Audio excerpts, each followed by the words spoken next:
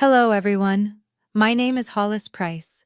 I'm 38 years old, and I haven't spoken to my parents in 19 years. The last time I saw my father, Dr. Eugene Price, chairman of the Washington State Medical Board, he told me I was throwing away 4 generations of physicians for a man who worked with wires. My mother, Dr. Ruth Price, head of pediatrics at Seattle Children's Hospital, handed me a trash bag for my belongings and said, "You're not our daughter anymore." I was 19, 7 months pregnant. And the man they were talking about, the one who worked with wires, standing outside in the cold November rain, holding an engagement ring he'd paid for with 3 straight months of overtime. What my parents didn't know was that the man they dismissed that night would become the best father our daughter could ever have. And they definitely didn't know that 19 years later, a newspaper headline would force them to face the truth about the kind of healers they really were. This is that story. It was Thanksgiving, 2006. 12 relatives were seated around my parents' dining table in Queen Anne Hill, the part of Seattle where doctors and attorneys quietly prove they've made it. Every person at that table had either doctor or Esquire in front of their name. Everyone except Marcus. He wasn't even supposed to be there. I had told my parents we were only dating. But I was already 7 months pregnant, and by October, it had become impossible to hide it beneath oversized sweaters. My mother noticed first. She always noticed everything. "Hollis," she said, her voice slicing through the dinner conversation like a scalpel. "Stand up." I stood. The room fell silent. 12 pairs of eyes shifted immediately to my stomach. My father slowly set down his fork. Behind him, mounted on the wall, hung the Price family crest. Beneath it were the Latin words, "Curare est officium," to heal is our duty. My grandmother had founded one of Washington's first women-run medical practices in 1952. In our house, that crest wasn't decoration, it was doctrine. "How far along?" my father asked. 7 months. "And the father?" "Marcus. Marcus Cole. He's an electrician. We're getting married." One of my uncles, a famous cardiac surgeon who had pioneered valve replacement procedures on the West Coast, actually laughed. "An electrician?" he said. "Hollis, please tell me this is some kind of stress-induced fantasy." My mother didn't laugh. Instead, she reached into a sideboard drawer and pulled out a thick manila folder. Prepared. She had known. Of course she had. "I asked Whitaker Investigations to run a background check," she said calmly, sliding the folder across the table. 3 weeks ago. The air in the room seemed to drop 20 degrees. She opened the file and began reading. "Marcus Cole, age 21, high school diploma, trade certification from Seattle Central College. Father, Victor Cole. Medical license revoked in 1993 by the Washington State Medical Board. Charged with illegally prescribing controlled substances to wealthy patients in exchange for cash. Abandoned his family in 1995. Current location unknown." She closed the file and looked straight at me. "You expect us to attach the Price family name to the son of a disgraced doctor? A high school graduate who works with his hands?" I should have defended him right then. I should have walked out. Instead, I said quietly, "Marcus's mother worked 3 jobs after Victor left. School cafeteria, night janitor, weekend catering. Marcus started working when he was 14 to help support them. He's nothing like his father." My father stood up, 6'2", silver hair, the kind of voice that could silence an entire hospital boardroom.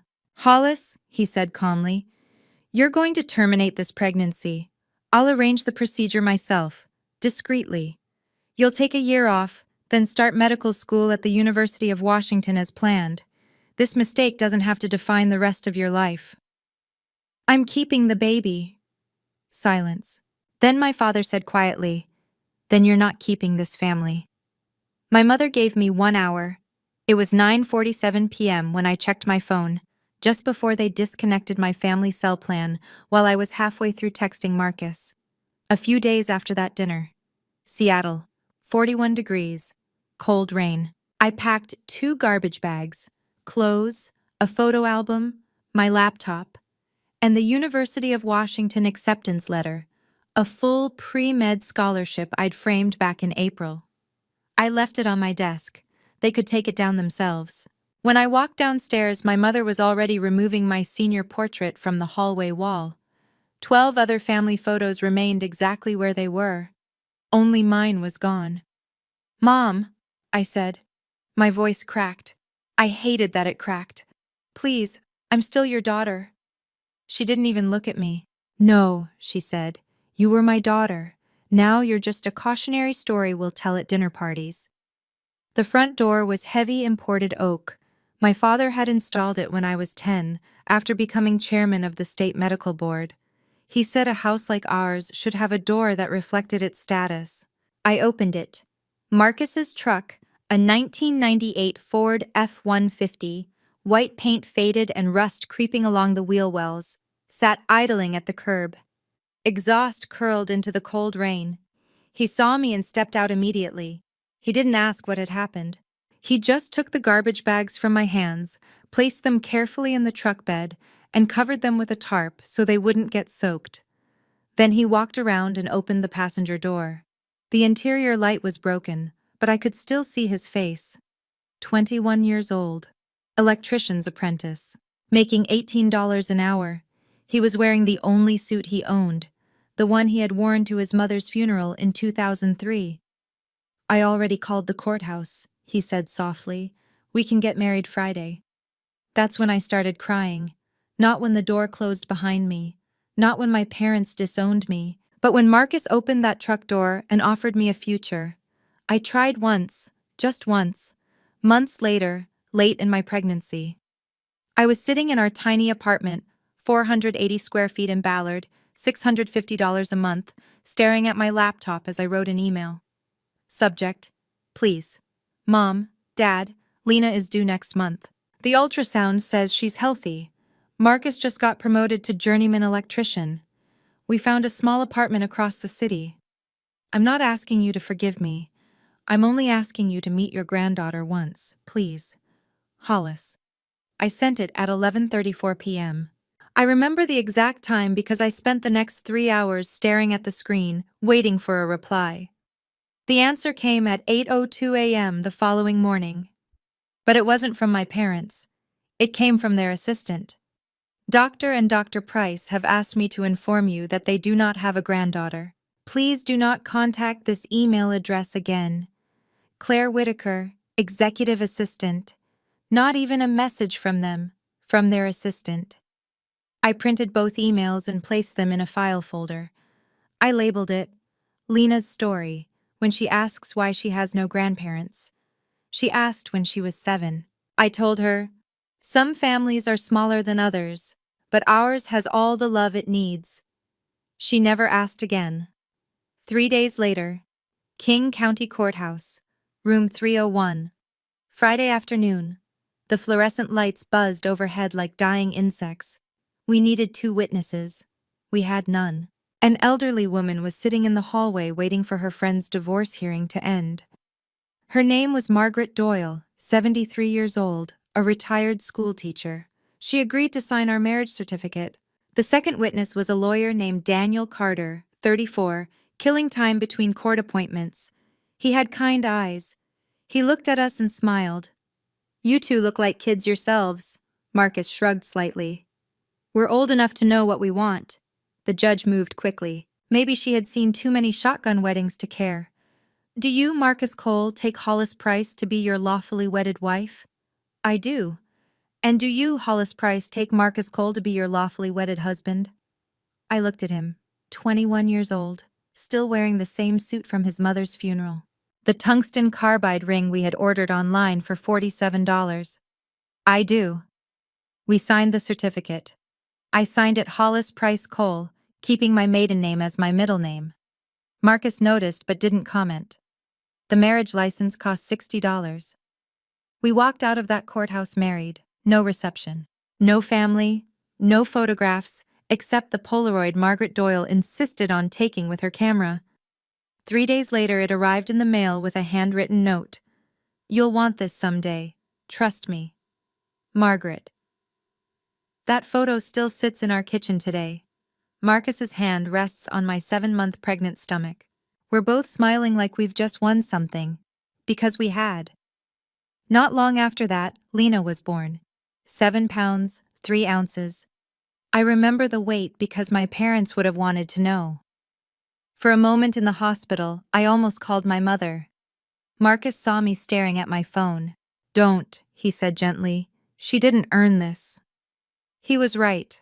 Our apartment had 1 bedroom. We gave it to Lena. Marcus and I slept on a futon in the living room for almost 2 years. 90% of Lena's things came secondhand. Goodwill, Craigslist, hand-me-downs. Facebook Marketplace didn't exist yet, but if it had, we would have lived on it. Marcus worked 7 a.m. to 4 p.m. as an electrician, then from 6 p.m. until 10 p.m. He picked up Craigslist handyman jobs, installing ceiling fans, replacing outlets, rewiring old houses where homeowners couldn't afford licensed contractors. Meanwhile, I took medical coding courses online through Seattle Central College, about $800 per semester. I studied while Lena napped, took exams while Marcus watched her. 18 months later, I earned my certification. The irony wasn't lost on me. I was coding surgical procedures in the same hospital system where my parents practiced medicine. Different building, different department. We never crossed paths. But sometimes I saw my mother's name on patient files. Dr. Ruth Price, Pediatrics. Her signature at the bottom of consultation notes. I would code the visits, process the insurance claims, and make sure the families didn't go bankrupt paying for treatment.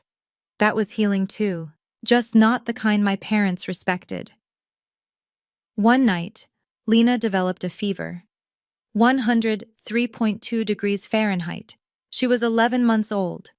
I grabbed my phone. My mother's number was still saved. Dr. Ruth Price, head of pediatrics. She would know exactly what to do. My thumb hovered over the call button. Marcus saw me. He didn't say anything at first. He just gently took the phone from my hand. "We'll go to the ER," he said quietly. "We'll figure it out." The bill came to $2,400. We arranged a payment plan, $50 a month for 2 years, and we figured it out. March 15th, 2008. The housing market had just collapsed. Foreclosures everywhere. Banks desperate to unload properties. That's when we found our house. 4521 Greenwood Avenue. 3 bedrooms, built in 1952. The electrical wiring was a nightmare. Old knob and tube lines, aluminum splices, decades of amateur repairs that could have burned the place down. Most buyers walked away immediately. Marcus walked through the house with a voltage tester and flashlight, inspecting every outlet, every switch, every junction box. "Electrical system's a disaster," he said in the kitchen, "but I can fix it." "How long?" 3 months, nights and weekends. "Can we afford it?" He spread the inspection report across the counter and pointed to the numbers. "With the market crash, the bank's asking $345,000. We've saved about $8,000, enough for the down payment. The mortgage will be around $950 a month, cheaper than our rent once I finish the rewiring and the house gets reappraised." I stared at him. "You've already done the math." Marcus smiled. "I always do the math." So we bought it. Marcus rewired the entire house in 11 weeks, every night after work, every weekend. Lena, 18 months old, would sit in her playpen watching her father pull wires through the walls. Her first complete sentence wasn't "I love you." It was "Daddy, fix light, close enough." We painted Lena's room yellow, her favorite color. Marcus installed a ceiling fan with a star pattern light that scattered tiny constellations across her bedroom walls at night. The day we moved in, Marcus was replacing an outlet in the kitchen. When he removed the old cover plate, a folded piece of newspaper fell out of the wall, used decades earlier as insulation. He opened it. The Seattle Times, March 17, 1993. Doctor loses license in prescription scandal. The article described how the Washington State Medical Board had revoked Dr. Victor Cole's license after an investigation into illegal controlled substance prescriptions. Marcus's father. Front page of the local section. I was in the living room unpacking boxes when I heard Marcus step outside. A few minutes later, the smell of smoke drifted in. When I went out to check, he was standing beside the burn barrel we'd been using for construction scraps. The newspaper was already reduced to ash. "Just found some old trash stuffed in the walls," he said. I didn't press him about it.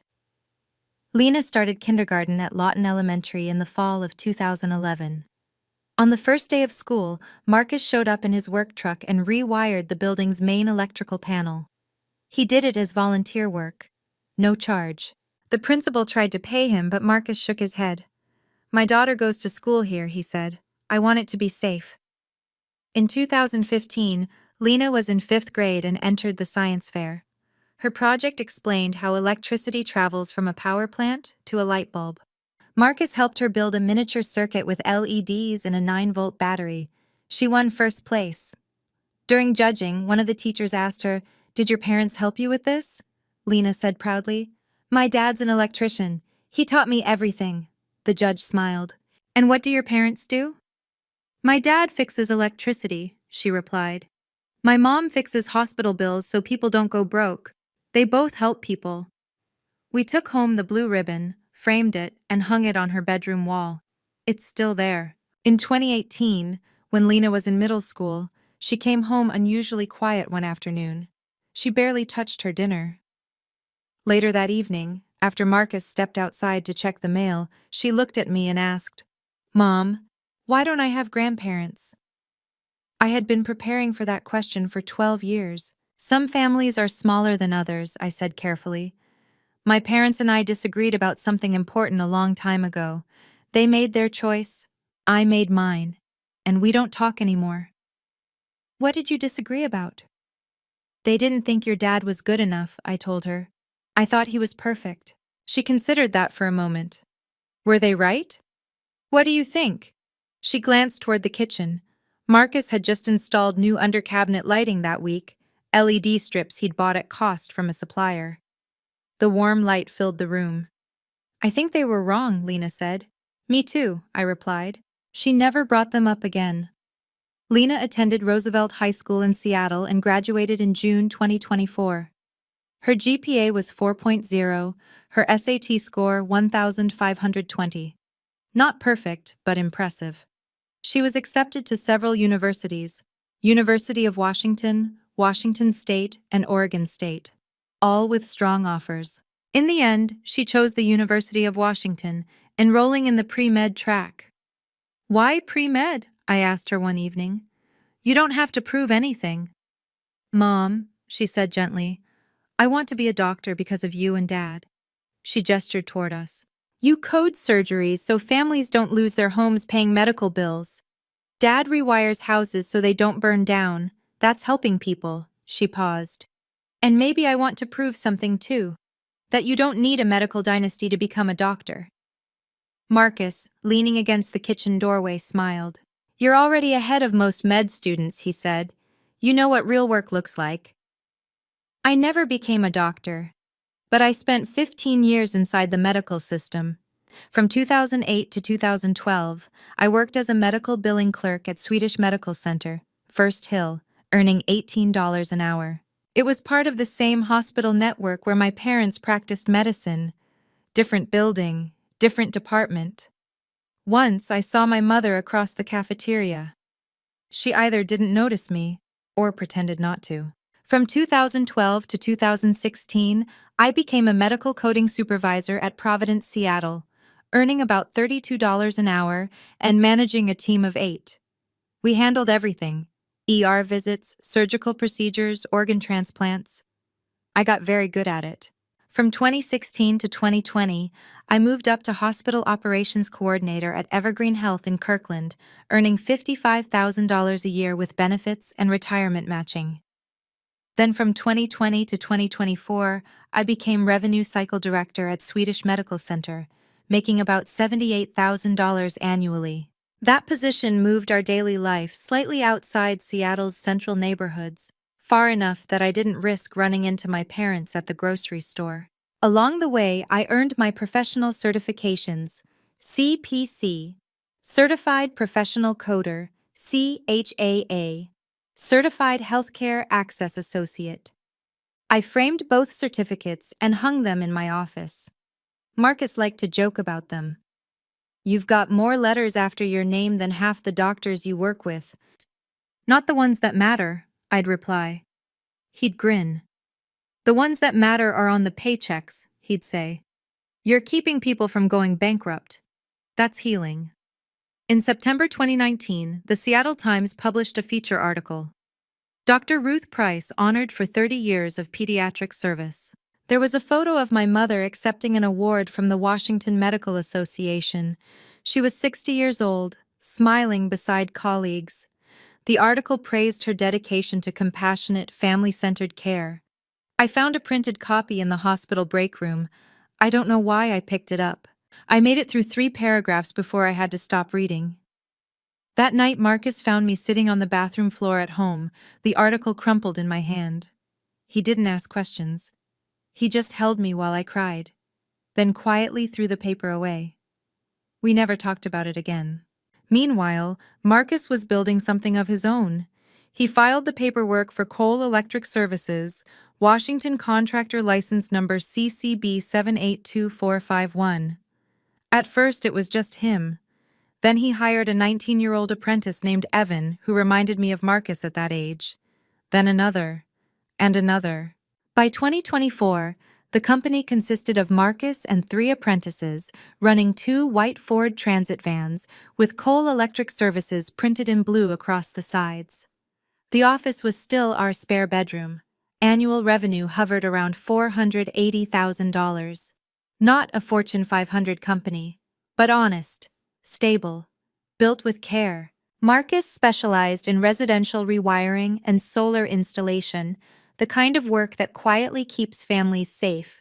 His rule was simple: do it right, not fast. Treat every house like it belongs to your own family. His first big project was rewiring a historic craftsman house in Capitol Hill, built in 1909. The original knob and tube wiring was still in place. The retired teachers who owned the home had received another estimate for $65,000. Marcus quoted them $45,000. The husband stared at the number. "You're leaving $20,000 on the table." Marcus shrugged. "I'm leaving you with safe wiring and enough money for your grandkids' college fund. That seems like a fair trade." They hired him. 6 weeks later, the job was finished. The couple cried when they saw the final result. Word spread. Soon, Coal Electric Services developed a reputation: honest work, fair prices, exceptional quality. Marcus never bought a single advertisement. In Seattle, when you do good work, people talk. In the summer of 2023, Lena started helping at the company. She worked as an assistant for $15 an hour, learning basic electrical skills, stripping wire, reading circuit diagrams, testing voltage. Marcus taught her the same way he trained his apprentices: patiently, carefully, always emphasizing the risks. "Electricity doesn't care about your intentions," he told her once. "It only cares about the path you give it." Then he added, "Medicine's the same way. You can want to heal someone, but if you don't understand what you're doing, you can hurt them. Knowledge protects people." Lena, pulling wire through a conduit, glanced up at him. "Is that why you never went back to school?" she asked. "Because you already had the knowledge?" Marcus smiled. "Partly," he said. "Mostly because I had you and your mom. School would have meant less time with both of you. I didn't want that." "Do you regret it?" she asked. Marcus shook his head. "Not even a little." September 3rd, 2025, Wednesday morning, 9:42 a.m. I was at work in the revenue cycle office at Swedish Medical Center. Marcus was at home reviewing estimates for a new job when FedEx knocked on the door. He signed for a thick envelope: international shipping, return address, Ashworth and Klein International Law, Sydney, Australia. He called me immediately. "Babe, we got something strange." "Strange how?" "Lawyers from Australia. This envelope weighs like 2 pounds. Open it." I heard paper shifting through the phone, then silence. "Marcus?" His voice finally came back, flat. distant. It's from my father. I drove home. I drove home after fighting Seattle traffic, breaking every speed limit along the way. Marcus was sitting at the kitchen table when I arrived. The letter lay spread out in front of him. He told me he had already read it 3 times and still couldn't quite believe what it said. I picked it up. Ashworth and Klein International Law. Sydney, Melbourne, Perth. September 3rd, 2025, Mr. Marcus Daniel Cole. 4521 Greenwood Avenue, Seattle, Washington. Estate of Victor Daniel Cole / notification of inheritance. Dear Mr. Cole, this firm represents your father, Victor Daniel Cole, born March 17, 1959, currently residing in Perth, Western Australia. We are writing to inform you that you have been named the sole beneficiary of Mr. Cole's estate, currently valued at approximately $12 million. Your father wishes to meet you prior to his passing. Enclosed you will find medical documentation concerning his present health condition, along with additional information requiring your urgent attention. Mr. Cole understands that this communication may come as a shock. He has instructed us to emphasize that the inheritance is irrevocable and unconditional. However, he respectfully asks for the opportunity to speak with you regarding a time-sensitive medical matter. Please contact our office at your earliest convenience. Respectfully, Jonathan Ashworth, Senior Partner. I looked up slowly. $12 million. Marcus didn't react. Keep reading, he said quietly. I flipped through the attachments. Estate summaries, drafts of the will, even a DNA test authorization form, as if Victor expected his own son might question paternity after 30 years. Then I reached the medical records. My hands stopped. I had spent 15 years coding hospital charts. I could read a medical file faster than most physicians. Patient, Victor Daniel Cole. DOB, March 17, 1959. Age, 66. Diagnosis, end-stage renal disease, stage 5, CKD. Current treatment, hemodialysis, 3 times per week, GFR, 8 milliliters per minute per 1. 73 square meters. Normal, above 90. Prognosis, without transplant, 6 to 18 months. Estimated wait time on Australian transplant list, 4 to 7 years. Priority level, low, due to age. I looked up from the file. He's dying. Marcus's expression was stone. He walked out when I was 10, he said quietly. I'm 40 now. 30 years later, he suddenly wants to talk because he's dying? There's more. I kept reading until I reached the transplant coordinator's note. Urgent living donor search initiated, June 2025, familial donor priority. Patient has 1 biological son, Marcus Cole, age 40, Seattle, USA. Extended family being investigated for potential compatibility. A chill ran through me. Marcus, he's not just looking for you. What do you mean? He's looking for a kidney. The next section was even worse, a private investigator's report. Sullivan and Pierce Investigations, Perth, July to August 2025. They had been watching us. Subject surveillance summary. Primary subject, Marcus Daniel Cole, 40, master electrician, owner of Cole Electric Services. Secondary. Subject, Hollis Price, Cole, 38, revenue cycle director, Swedish Medical Center. Tertiary subject, Lena Marie Cole, 19, University of Washington, pre-med student residence, 4521 Greenwood Avenue, Seattle, Washington. Mortgage balance, approximately $127,000. Household income, approximately $165,000 annually. Criminal history, none. Credit rating, excellent. Medical notes, public records suggest excellent health. No major medical history found in public records. Blood type unknown. Recommendation: contact via legal representation. Direct approach likely rejected due to long-standing estrangement. There were photographs attached.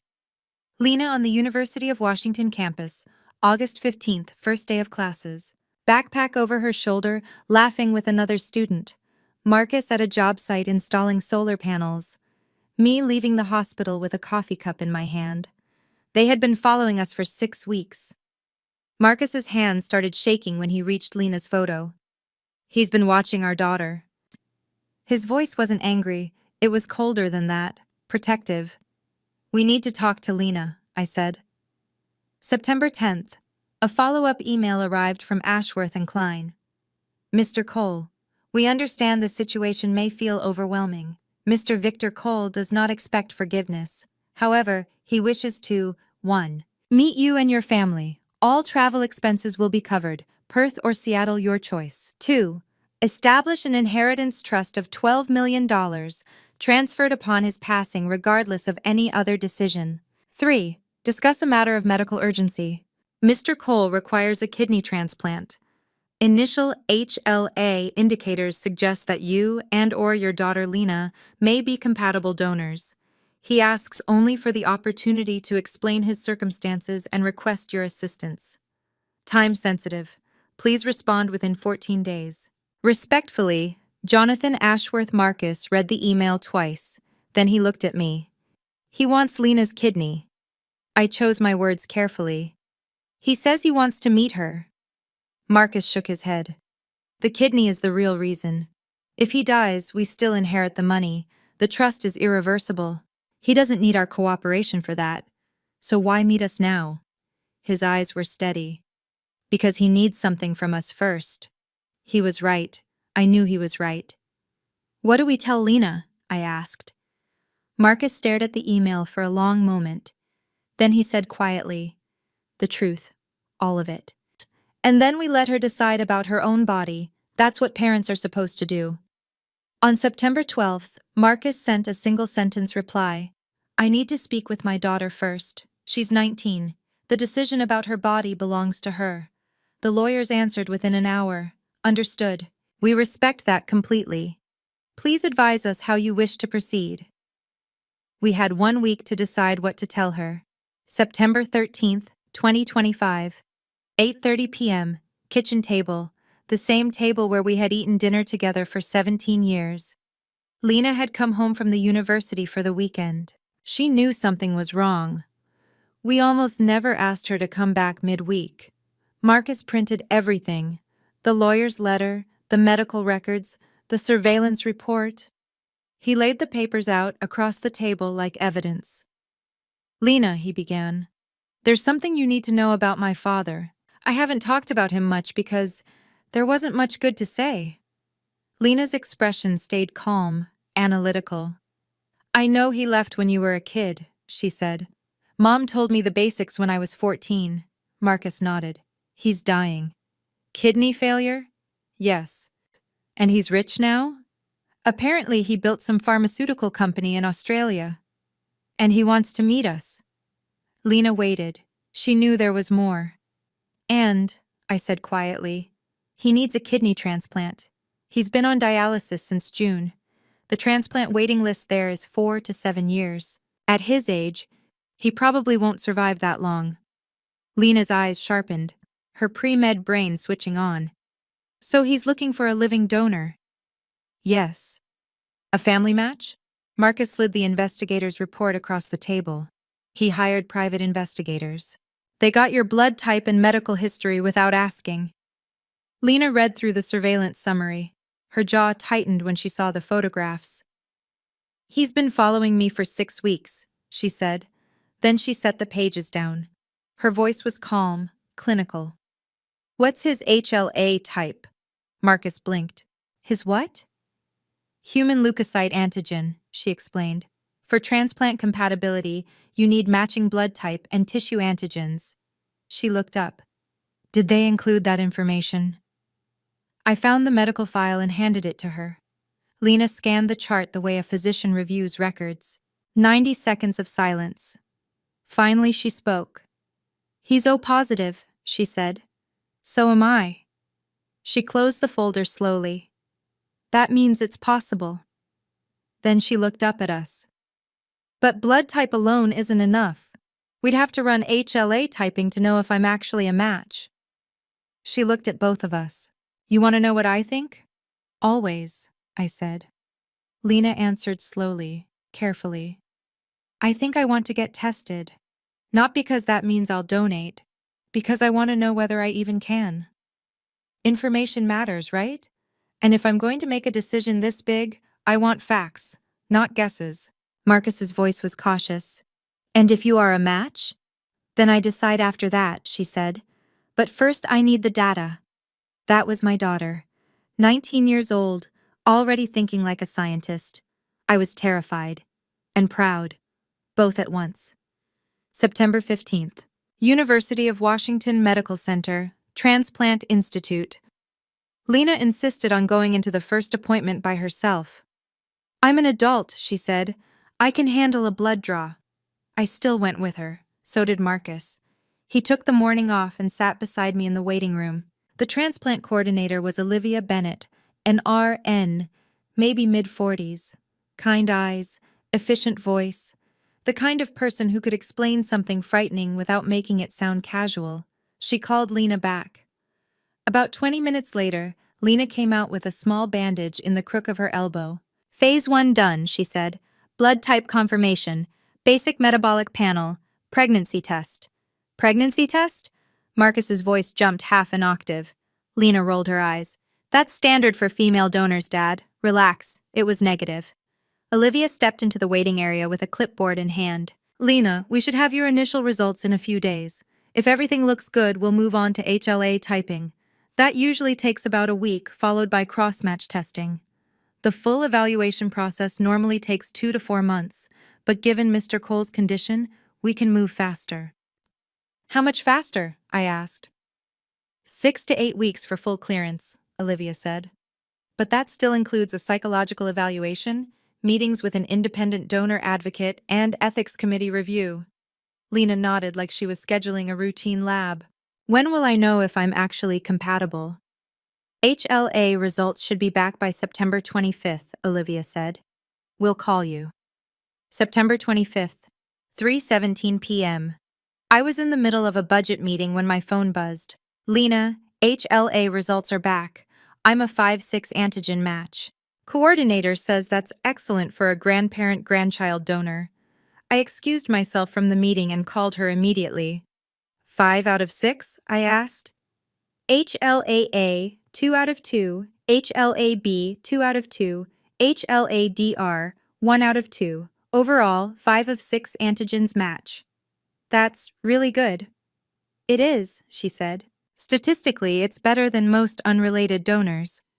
Her voice was calm, clinical, but underneath it, I could hear uncertainty. How do you feel? I asked. There was a long pause. I don't know yet, she admitted.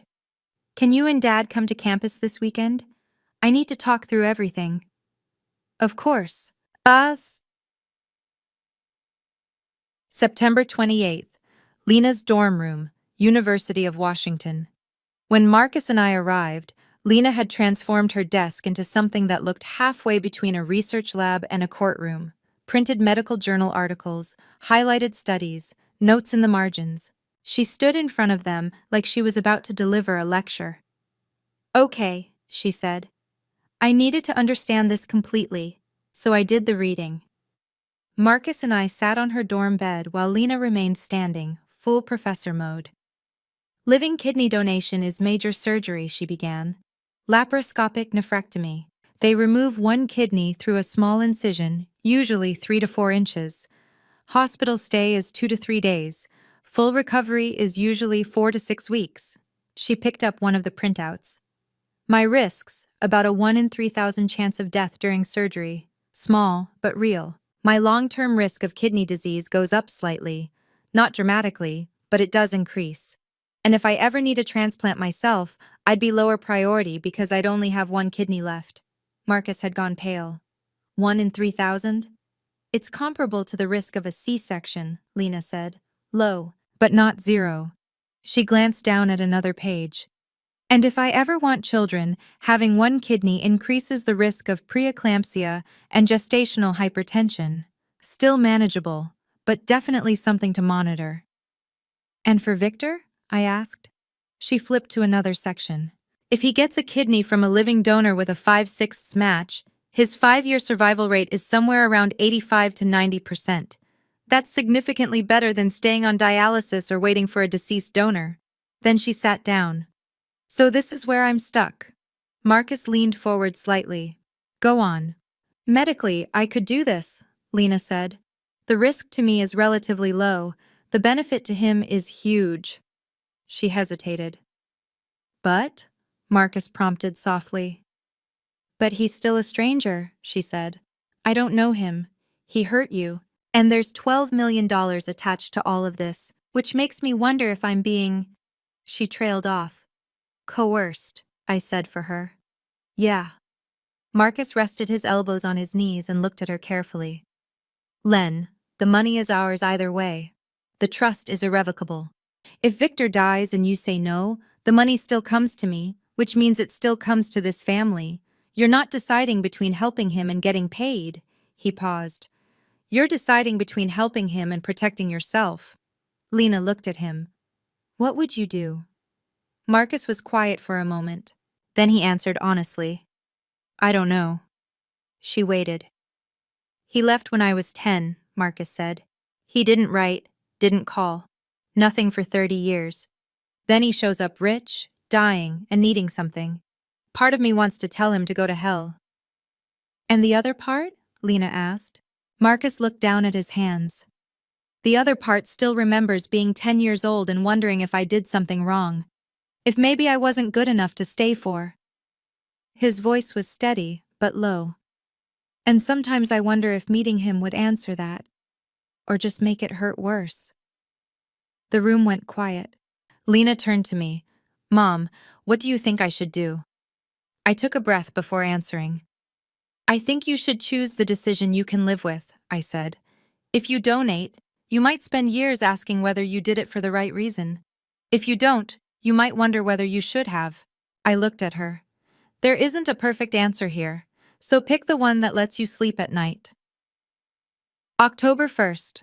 An email arrived from Dr. Elaine Foster, chair of the Transplant Ethics Committee at the University of Washington Medical Center. Dear Lena, your transplant evaluation has been referred for Ethics Committee review due to the complexity of your case. The concerns are as follows. 1. You have no established relationship with the intended recipient, your estranged grandfather. 2. The inheritance of $12 million creates possible coercive pressure. 3. You are a pre-med student, which may increase perceived moral obligation to save a life. 4. The family history is unusually complicated. The recipient abandoned your father approximately 30 years ago. 5. At age 19, you are legally an adult, but still unusually young to make a permanent medical decision of this magnitude. Required next steps. Independent donor advocate assigned, Adrian Park, MSW, psychological evaluation scheduled, October 8th, Ethics Committee hearing scheduled, October 15th at 2 p.m. 2-week cooling-off period following the hearing before final consent can be accepted. You are required to attend. Family members may attend if you choose. Sincerely, Dr. Elaine Foster, Chief Ethics Officer, University of Washington Medical Center. Lena forwarded the email to our family group chat. Lena, so apparently my body is now a committee decision. Marcus, want us there? Lena, yeah, I might need backup, me. We'll be there October 8th, 2025. Wednesday morning. I woke up to 17 missed calls. Marcus had 12. Lena had 47. The first email I opened was from the hospital's public relations department. Subject: Media inquiry regarding your family. Please call ASAP. My stomach dropped. I called Lena first. She answered on the first ring. Mom, she said, we're on the front page of the Seattle Times. What? Front page. Above the fold, there's even a photo of the transplant center. I opened the news site on my phone, and there it was. Disgraced doctor, secret fortune. Australian pharmaceutical mogul seeks granddaughter for life-saving transplant. By Nathan Brooks, investigative reporter. Seattle. A complex medical ethics case unfolding at the University of Washington Medical Center has reignited debate about organ donation, family obligation, and the influence of wealth in medical decisions. Victor Cole, 66, a former Washington physician whose medical license was revoked in 1993 for illegal prescription practices, has since built a pharmaceutical consulting empire in Australia worth an estimated $12 million. Now dying of kidney failure, Cole has contacted the family he abandoned 3 decades ago, specifically his 19-year-old granddaughter, Lena Cole, a pre-med student at the University of Washington. Lena, who has never met her grandfather, is reportedly a strong transplant match. The situation is further complicated by the fact that Cole has named his estranged son Marcus as sole heir to his fortune. Some ethics experts argue the inheritance could create pressure for donation. The article ran nearly 1,200 words. Quotes from transplant ethicists at Stanford and NYU. Details about Marcus's childhood, a sidebar explaining the risks of living kidney donation. Then, buried halfway down the page, one paragraph that made my chest tighten. Adding another layer to the case, Lena's maternal grandparents, Dr. Eugene Price and Dr. Ruth Price, prominent Seattle physicians, disowned their daughter 19 years ago after she became pregnant with Lena. They could not be reached for comment. My phone rang. "Marcus, did you see it?" "I'm reading it right now," he said. "How the hell did this get out?" I scrolled back to the byline. Nathan Brooks, veteran investigative journalist, Pulitzer finalist a few years earlier. Insurance paperwork, I said slowly, thinking it through. Lena's student insurance forms for the transplant evaluation. They would have included family medical history. Marcus was quiet. "Does it even matter how it leaked?" he said finally. "Lena's being harassed. Her Instagram exploded overnight. 15,000 follow requests. Her roommate said a TV crew showed up outside the dorm." "Where is she?" "Driving home. She's skipping classes today. I told her to come here." "Lock the doors," I said. "Turn off her phone. I'm leaving work." The rest of the morning was chaos. I called hospital compliance, patient advocacy, university administration. Eventually, we pieced together what happened. On September 28th, Lena had filled out a routine insurance verification form for her transplant evaluation. One question asked about family medical history. She wrote, "Grandfather, paternal, end-stage renal disease, currently on dialysis, Australia." The form went to Pacific Source, the student health insurer. Most claims there are processed by contract workers. One of those workers, whose name we never learned, Googled Victor Cole plus Australia plus kidney failure. He found business articles about Victor's pharmaceutical consulting empire. Then he sold the information to a journalist. Price, $500. Technically, it wasn't a HIPAA violation. The form wasn't Victor's medical record, just a passing mention. He never accessed Victor's medical file, only the insurance note mentioning kidney failure. A legal gray area. Legal, but wrong. By noon, the article had 2.3 million views online. Reddit exploded. Top comment, nearly 18,000 upvotes. "If my rich grandpa abandoned my dad, I wouldn't give him a tissue, let alone a kidney." Reply, 12,000 upvotes. "But he's dying, she has 2 kidneys, she's pre-med. Isn't saving lives the point?" Another reply, 15,000 upvotes. "She's 19 and there's $12 million involved. That's coercion." Twitter was worse. A famous medical ethicist with hundreds of thousands of followers posted, "Living organ donation must be purely altruistic. Financial incentive turns organs into commodities. This case should be stopped." A Christian influencer wrote, "Honor thy father and grandfather. This young woman can save a life. Pray she chooses mercy." A feminist account responded, "A 19-year-old woman's body is not public property, not her uterus, not her kidneys. Hers." End of discussion. Even Lena's classmates were divided. Some thought she should donate. Future doctors save lives. Others thought the situation was exploitative. She didn't owe Victor anything. Her academic advisor called her that afternoon. "Lena, do you need to take a leave of absence? the advisor asked. This level of attention is overwhelming. Marcus later told me Lena answered quietly, I just want to study in peace. Is that too much to ask? Apparently it was.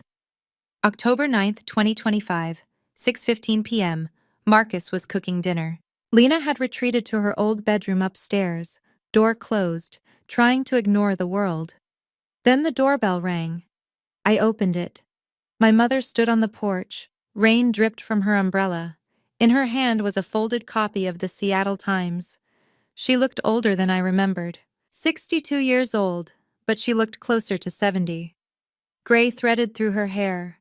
Her hands trembled slightly. Her expensive coat couldn't hide how thin she'd become. Hollis, she said softly. I saw the article. I didn't move, didn't speak. Can I come in? She asked. No. Please, she said. I need to talk to you about Lena. You don't have a granddaughter, I said flatly. Your assistant told me that in 2006, remember? Her face collapsed. I was wrong, she whispered. We were wrong. Hollis, please. Marcus appeared behind me, silent, arms crossed. My mother noticed him. For a moment, something flickered across her face, shame mixed with stubborn pride. Mrs. Price, Marcus said calmly, you should leave. I need to talk to my daughter. Your daughter asked you to leave. My mother's voice cracked. Your father is sick, she said. Parkinson's disease. Early stages, but it's getting worse. His medication costs $3,000 a month. We're struggling, Hollis. And when I saw the article, saw Lena might be pulled into all this. You saw $12 million, I interrupted. That's what you saw. No, she insisted. I saw my granddaughter being pressured into. You don't get to protect her now, I said. You had 19 years. 19 birthdays. 19 Christmas mornings. 19 first days of school. You weren't there. You chose not to be. I'm trying to make things right. I actually laughed. It came out sharp and bitter. Make things right? You haven't even apologized. You just appeared when it became convenient, when there's money involved, when you can show up and pretend to be the worried grandmother in front of an audience. Marcus stepped forward, his voice cutting cleanly through the tension. Dr. Price, let me remind you of something, he said calmly. You told Hollis she was throwing away 4 generations of healers for me. You called my family disgraced. You said I was beneath your standards. My mother opened her mouth to respond. Marcus didn't stop. And now you want to associate with that disgrace, he continued, because there's money attached to it. Because the father you used as proof that I was worthless turned out to be richer than you. The porch went quiet. Get off my porch, Marcus said. He didn't raise his voice. He didn't need to. My mother looked at me again. Hollis, please don't shut me out again. I didn't shut you out, I said quietly. You shut me out. I'm just closing the door you left open 19 years ago. Then I shut the door. She didn't leave right away. I could hear her crying through the wood. After a moment, her voice rose, loud enough to reach us. Your father has Parkinson's disease, she called out. Early stages, but it's progressing. The medication alone costs $3,000 a month. We have savings, but they won't last forever. And if Lena donates, if your family becomes publicly connected to the Coles, everyone will know you chose them over us. Do you realize what that will do to our reputation? Marcus yanked the door open again. Anger flashed across his face. Your reputation? He repeated. That's what this is about? Not Lena's safety. Not Hollis's feelings. Your reputation. My mother flushed. I've spent 30 years building.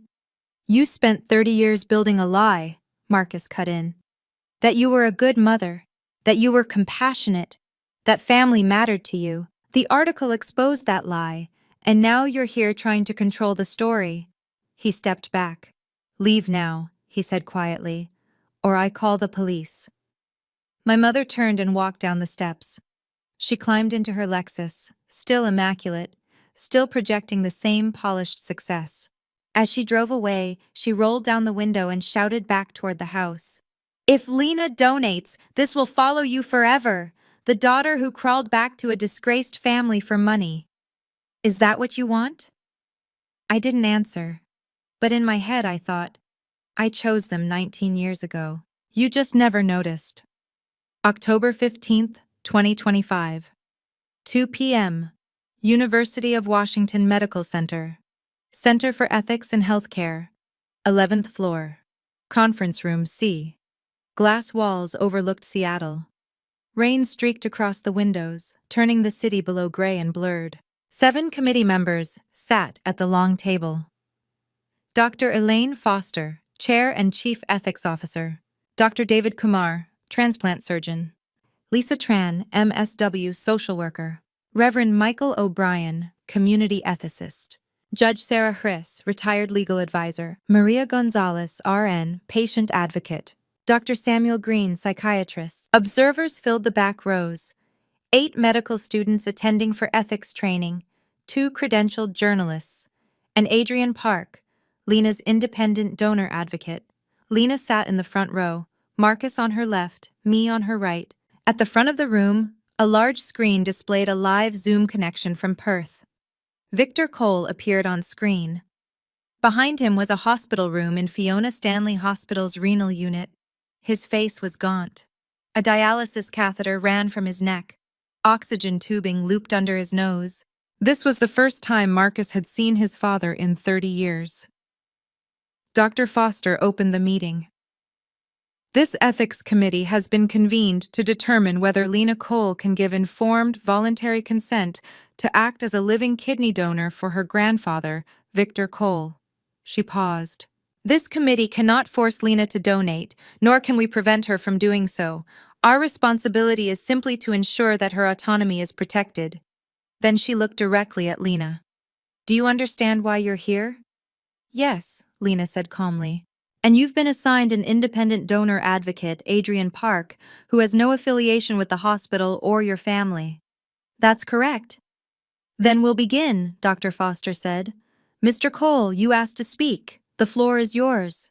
Victor's voice came through the speakers rough and thin, but steady. Thank you, Dr. Foster. Members of the committee. Lena. Marcus. He coughed and took a breath. I'm speaking from Perth. I understand you're deciding whether my granddaughter can freely consent to donating her kidney. He looked down for a moment. I want to make something very clear. I do not expect her to donate. I lost the right to expect anything when I abandoned Marcus 30 years ago. Marcus's hands tightened around the armrests of his chair. Victor continued. I was a coward. I wasn't addicted to drugs. I was addicted to escaping my mistakes.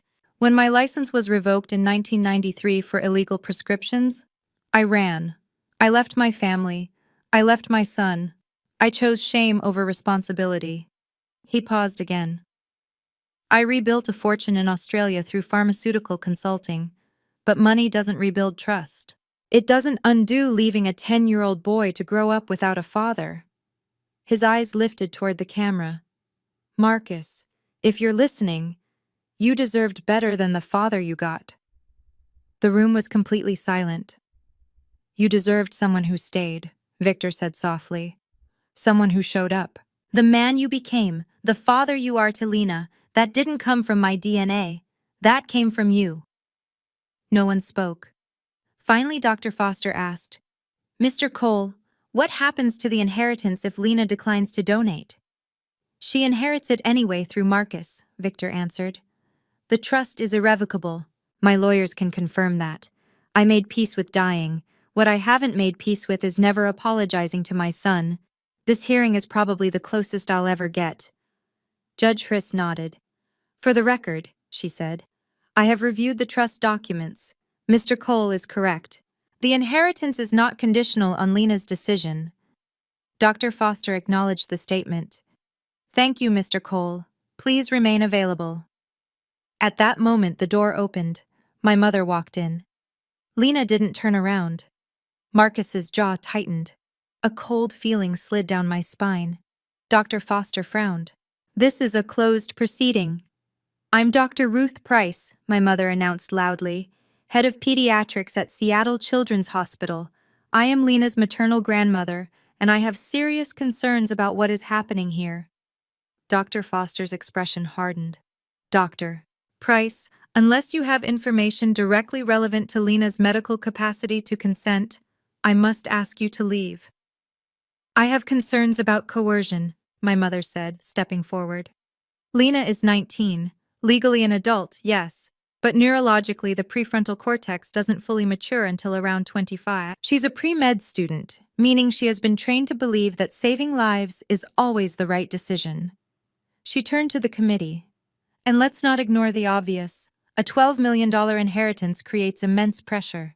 The medical community should not be endorsing a system where estranged relatives can effectively purchase organs through inheritance arrangements. Lena stood up. I'm not even sure what to call you, she said, looking at my mother. You haven't been my grandmother for 19 years. You don't suddenly become my grandmother now just because there's money involved or reporters watching. My mother opened her mouth to respond. Lena didn't let her. You want to talk about medical